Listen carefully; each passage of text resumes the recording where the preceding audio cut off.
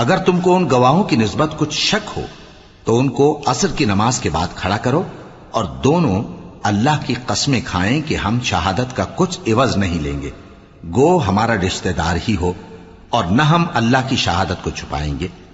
اگر ایسا کریں گے تو گناہ گار ہوں گے۔ پھر اگر معلوم ہو جائے کہ ان دونوں نے جھوٹ بول کر گناہ حاصل کیا تو جن لوگوں کا انہوں نے حق مارنا چاہا تھا ان میں سے ان کی جگہ اور 2 آدمی کھڑے ہوں جو میت سے قرابت قریبہ رکھتے ہوں، پھر وہ اللہ کی قسمیں کھائیں کہ ہماری شہادت ان کی شہادت سے زیادہ سچی ہے اور ہم نے کوئی زیادتی نہیں کی۔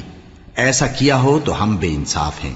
اس طریق سے بہت قریب ہے کہ یہ لوگ صحیح صحیح شہادت دیں، یا اس بات سے خوف کریں کہ ہماری قسمیں بھی ان کی قسموں کے بعد رد کر دی جائیں گی۔